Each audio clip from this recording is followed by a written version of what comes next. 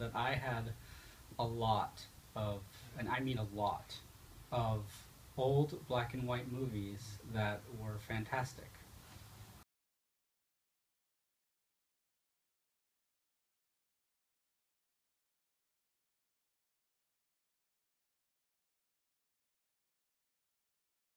And Grandma was, well, she still remains the person in our entire lineage with the best taste. Yeah. There is nobody who has better taste than her. Like,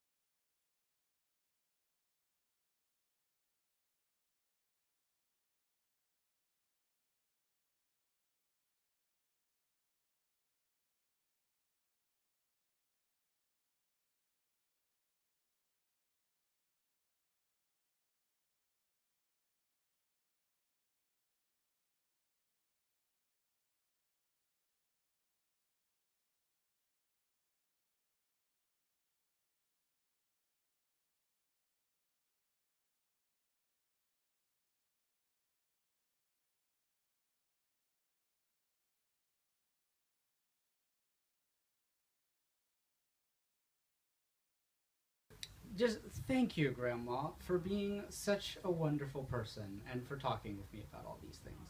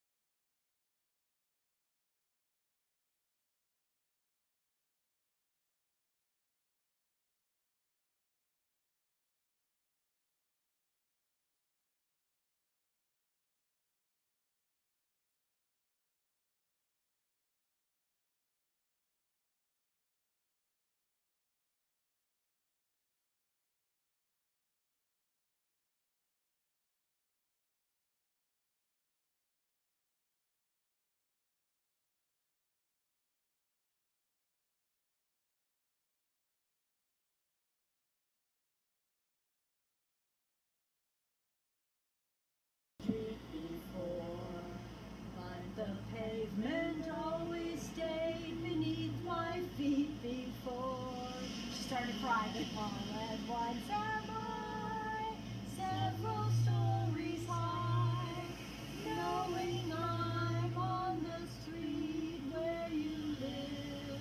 Luckily there's no dogs around because they'd be barking. So what's there? They don't bother me. Well, we always sing this on our European vacations because we end up walking around in circles. And then we're like, haven't we been here before? You know? Or bust into song. So that's what we do. We always sing it walking around. You guys are like the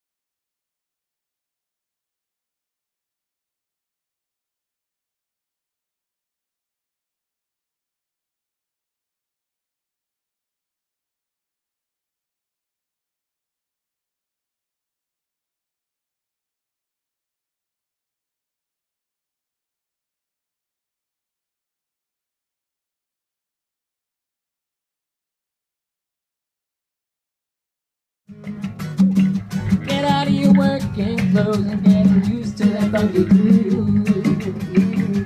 Feel it familiar, feel that your mind, soul, and body move. Just like the changing times mix the old with the new.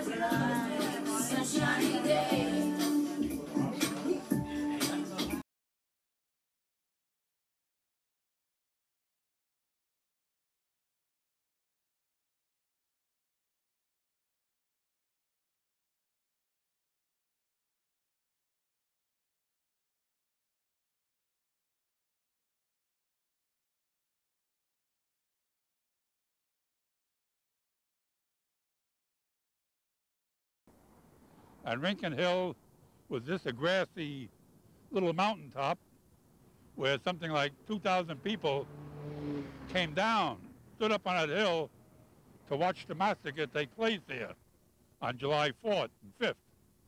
And consequently, the police tried to get them off the hill, and these are not strikers. These are just people, working people from the city. Just start picking up rocks and stones and throwing them at the cops. And the cops figured the only way to get them off was to burn them off. And they set all the grass on fire, smoked the people out, and eventually got them off the hill. So that is now the first leg of the Bay Bridge, as you can see it. Well, I'd just like to say that I appreciate that the fight that happened here, and I think in San Francisco we do have a really good city. It has its faults, but a lot of the reasons why it is a good place to live is because of this battle, this history that people shouldn't forget. I'm in a union. I have a good, health plan. I've got all these things, and I wouldn't have had any of that if you guys hadn't put yourself on the line in 1934. And thank you. That's the way we feel, that somebody in our way of life put themselves on the line. And I always think of the woman up in Massachusetts and that part of the country who came out in the middle of the winter time protesting the 12-hour day in the jute mills that they worked in, and he said, we want a union. And we don't want a union that's going to abuse us. We want a good, clean, legitimate, honest union to take care of our needs. And they came out in 4 feet of snow and marched along picket lines. Cops came in and clubbed them and beat them and so on. So when we think about conditions and the things we got today, we have to always think that, or always remember that years ago, somebody else came along and got their head battered in. And this is the way our life is going to be. And if we don't do it now, if we don't hang together, stick in there together, we're going to go back to conditions that are going to be worse than that they fought to get out of. That's why I say, hang in there, let's give it our best shot, because we're going to make it better, not for our children only, but for the children's children, the children's children, and so on. And maybe one day we may have a damn good, peaceful, wonderful world to live in. I became an activist on workers' rights, and that was the beginning of my activism. And then when the AIDS pandemic began in the early 80s, I felt that as a lesbian, my community was dying and I needed to do something. And that's when I got involved in being an AIDS activist and did many demonstrations and patient advocate, and also talked in front of OSHA about discrimination within my facility of healthcare workers not wanting to take care of AIDS patients. Well, when Peggy told me what had happened to her, I was devastated, as anyone would be that knows her. And the irony of it, that the person most responsible for making a bureaucratic institution sort of actually look at what was going on and respond to it, which is the hardest thing to make an institution do. On this committee helping to develop AIDS brochures. And with the help of the International Union, we were able to publish them, and we are now in our 5th edition. We educate shop stewards so that they can better represent the healthcare workers in the union against needle sticks, about health and care safety committees, and to keep them better educated. AIDS is the #1 epidemic. I think everyone realizes that. And I think that the international and the local union have joined together, and we've created very positive things.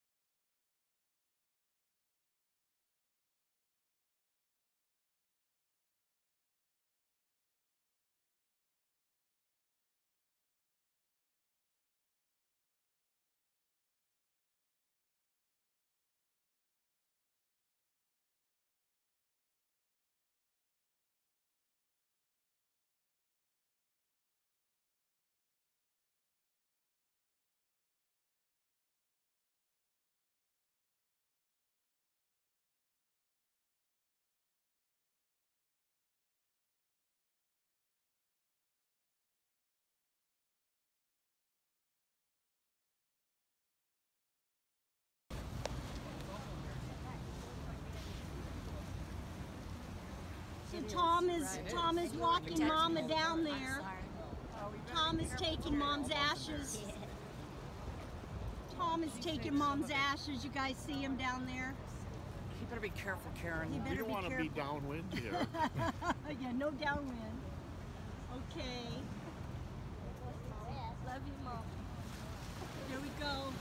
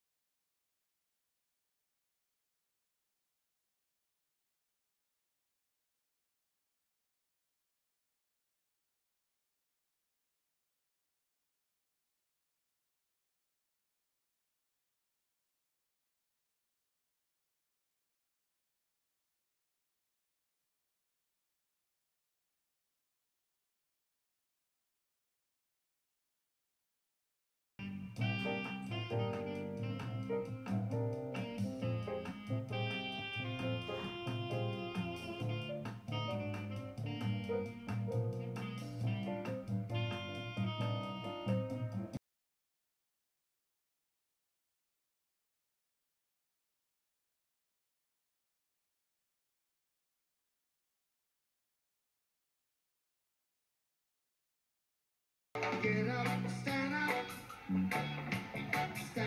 for your rights. Pacifica, get up, stand up. Don't give up the fight.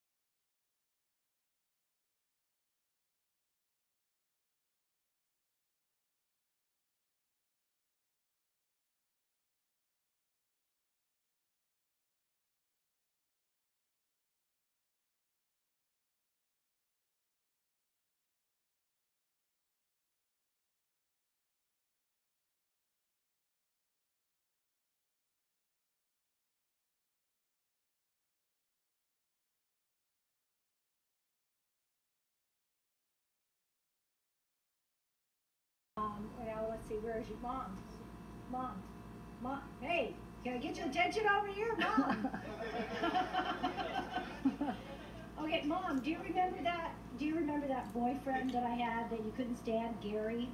You guys are gonna find this. You're gonna find this hard to believe. I dated a Republican. Whoa! He was a really nice guy, but he was a Rush Limbaugh fan. Oh. So one night, Mom's in New York, and we took her out to a fancy restaurant, and he was a little bit of a ball buster, and we started a conversation about how if you wanted to change things in politics, you should like run for office, and that demonstrating was not going to get you anywhere. So do you think that went over well with her? She jumped up in this fancy restaurant and told him to go fuck himself. And needless to say, I ended up breaking up with him. You know, and that was one thing. And another funny thing I like to tell people when I describe Mom is I was living in New York, and I get an envelope, a letter from Mom, and it's a clipping from, I think, the newspaper here, San Francisco Chronicle or something, and it's Mom with her friends chained to the outside of City Hall. Yeah! Now, not too many people in New Jersey, where I live now, can say that how many times their mom was arrested and be proud of it and get this thing in the, you know, clipping from a newspaper. And I just have to say, thank you, Mom. I'm so proud of you. Yeah. You know, for trying to make a change and doing the right thing for people that you care about and love, and people that you don't even know, because you just are that type of person. Yeah.